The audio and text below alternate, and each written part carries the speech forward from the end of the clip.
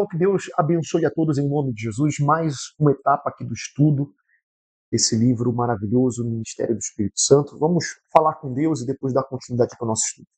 Espírito de Deus, em nome do teu Filho amado, Senhor Jesus, nesse momento nós nos consagramos ao Senhor e te pedimos, Espírito Santo, dai-nos a tua direção, a direção, meu Pai, do Senhor em cada momento, em cada detalhe, para que possamos verdadeiramente glorificar, exaltar, bendizer o teu santo nome através da nossa vida. Todos vejam e saibam que só o Senhor é Deus e que o Senhor venha formar homens e mulheres de Deus através da direção que temos transmitido aqui na tua palavra. Em nome de Jesus. Graças a Deus. Amém. Graças a Deus, pessoal. Deus abençoe a todos. Vamos dar continuidade aqui a partir do capítulo 92 do livro, tá bom? Eu vou ler alguns pontos aqui, porque como eu tenho dito para vocês, tenho procurado adiantar para que nós possamos avançar aqui no livro, mas nós vamos falando aqui dos pontos, e todos os pontos que nós formos citando aqui, depois nós vamos pedir para que vocês, vamos falar aqui cada capítulo e cada página, para que vocês possam continuar a ler, ok? E aí nós vamos dar continuidade para que possamos acabar cada capítulo, e após finalizarmos cada capítulo, nós vamos ter uma avaliação de vocês. Nós vamos marcar aqui na nossa igreja, fazer uma avaliação de cada um de vocês, tá bom? Então vamos lá. Está escrito assim, no capítulo 92, página 92 do capítulo 3, da parte 3, diz assim, o Espírito Santo em tempos de sequidão. O diálogo de Deus com Ezequiel, no capítulo 37 do livro, que leva o seu nome, nos chama a atenção não somente por causa da pergunta do Altíssimo e da humildade da resposta do profeta, mas também pela grandiosidade da obra do Espírito Santo em levantar uma nação de um vale de ossos. Então nós vamos aqui, eu vou compartilhar com vocês aqui a tela, e vamos a esse capítulo que o bispo menciona aqui. E nós vamos ler aqui juntos, está escrito assim, Ezequiel capítulo 37, a partir do versículo 1, diz assim, a mão do Senhor estava sobre mim, e pelo seu espírito ele me levou para o meio de um vale cheio de ossos. E ele me levou de um lado a outro entre eles. E pude ver que era enorme o número de ossos no vale, e que os ossos estavam muito secos. Ele me perguntou, filho do homem, esses ossos poderão tornar a viver? E ele respondeu assim, eu respondi, ó soberano do Senhor, só tu o sabes. Então ele me disse, profetize a esses ossos e diga-lhes, ossos secos, ouçam a palavra do Senhor. Assim diz o soberano Senhor a estes ossos, farei um espírito entrar em vocês, e vocês terão vida. Porei tendões em vocês, farei aparecer carne sobre vocês, e cobrirei com pele. Porei um espírito em vocês, e vocês terão vida. Então saberão que eu sou o Senhor. Assim profetizei conforme a ordem recebida. Enquanto eu profetizava, houve um barulho,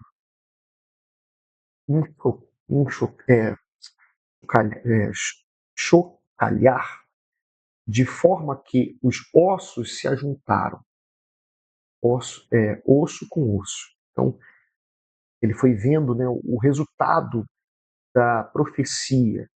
Muitas pessoas hoje em dia confundem a profecia com simplesmente alguém que fica tentando adivinhar ou profetizar algo falando a respeito da vida da pessoa, quando na verdade a verdadeira profecia é a profecia da palavra de Deus.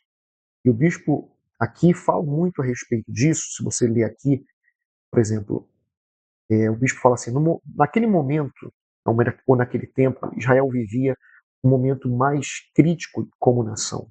Jerusalém havia sido invadida, o templo estava destruído, muitos haviam sido mortos e os sobreviventes foram levados ao cativeiro babilônico. Porém, imaginar a aflição, a angústia, a humilhação de homens e mulheres, crianças, que outrora viviam honrados e em paz na terra dada por Deus aos seus pais, agora viviam como cultivos em terra estrangeira. O Espírito Santo, então, levou Ezequiel por meio de uma visão e, imerso em um imenso vale de ossos humanos sequíssimos, para mostrar quais eram os planos do Todo-Poderoso para o futuro daquelas pessoas. Aqueles ossos, a gente vê aqui, só uma pausa aqui, né? A gente vê em cada detalhe que Deus ele permite que as situações aconteçam, como permitiu que o povo, pela desobediência da maioria, fosse levado cativo. E eles foram se tornando de uma nação poderosa, extraordinária diante de Deus, em aquele vale que era, o povo era literalmente aquele vale cheio de ossos secos. Mas quando o profeta foi crendo no que Deus teria a capacidade de fazer, é o que o bispo vai dizendo aqui, eu gostaria que vocês continuassem a ler depois, continue lendo, porque eu vou pular um pouquinho aqui para que, como eu disse, possamos adiantar.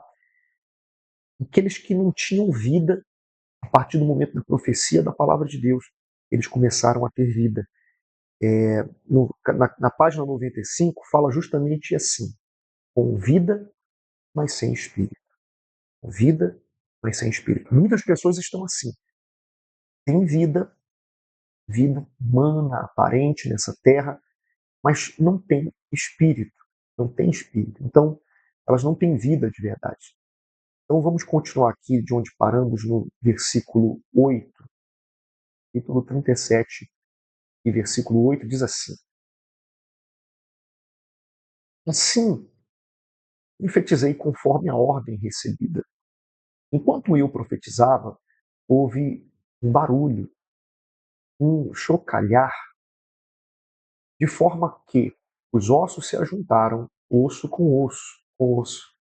Ele fala: olhei e os ossos foram cobertos de tendões e de carne, e depois de pele, mas não havia espírito neles. Então, se não havia espírito, não haveria vida de verdade, né?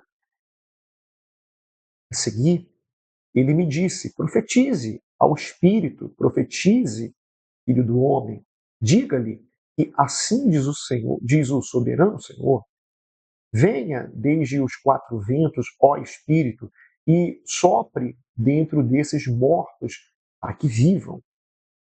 E aí diz: profetizei conforme a ordem recebida, e o espírito entrou neles. Eles receberam vida e se puseram em pé. Era um exército enorme, um exército enorme. Então ele me disse: filho do homem, estes ossos são os israelitas. Eles dizem: os nossos ossos se secaram e a nossa esperança desvaneceu-se. Fomos exterminados. Por isso, profetize e diga-lhes que assim diz o soberano Senhor: ó meu povo, vou abrir os seus túmulos. Olha que forte, pessoal. Olha o que Deus é capaz de fazer por cada um de nós. Ó meu povo, vou abrir os seus túmulos e fazê-los sair. Trarei vocês de volta à terra de Israel. Muito forte, maravilhoso isso aqui. Quando eu abri os seus túmulos e fizeram sair vocês, quando eu abrir seus túmulos e fizer sair vocês, meu povo, saberão que eu sou o Senhor. Olha só, no versículo 14 fala: mais importante, porei o meu espírito em vocês e vocês viverão. e estabelecerei minha própria terra.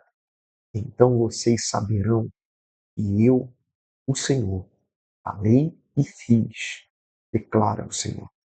Então a gente percebe aqui, pessoal, nessa palavra maravilhosa, e eu gostaria que vocês depois continuassem a ler até a página 98, tá bom, pessoal? Por favor. Então, desde a página 92, se eu não me engano, não é isso? Exatamente isso, no finalzinho da 92, até 98.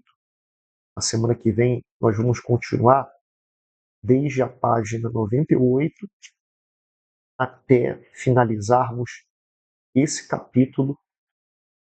Deixa eu ver se já vai dar para finalizar, creio que sim, na página 109. Então, nós vamos fazer um resumão da 98 até a 109. E depois vocês devem digitar nos comentários aquilo que vocês estudaram aí, porque nós estamos aqui juntos, mas vocês devem fazer a sua parte, essa entrega total. E aí, como diz o tema dessa parte aqui que nós estamos lendo, com vida, mas sem o Espírito. Então, como diz aqui essa palavra no versículo 14, porém o meu Espírito em vocês, e vocês viverão, e eu os estabelecerei na sua própria terra. Então vocês saberão que eu, o Senhor, falei e fiz, declara o Senhor. Na versão da linguagem fiel, esse versículo diz assim: porém em vós o meu espírito e vivereis. E porém na vossa terra, e vos porei na vossa terra, sabereis que eu, o Senhor, disse isto e eu fiz, diz o Senhor.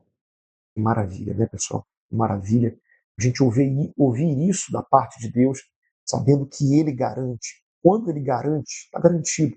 Nós não temos que questionar nem que temer, porque se Ele falou, eu vou fazer, Ele realmente faz. Então, que Deus realmente consiga fazer na nossa vida, na sua vida, na nossa vida, aquilo que Ele quer fazer de forma poderosa, absoluta. Ele pode e Ele quer fazer na sua vida, e que nesse momento todos vocês sejam fortalecidos por essa palavra maravilhosa. E por que não? Você tirar esse tempo aí agora e, como tarefa, tanto ler as partes que faltaram, quanto continuar aí buscando a presença de Deus, tendo o seu momento com Deus particular agora. Eu vou orar aqui com vocês, e depois que terminarmos aqui, você pode ter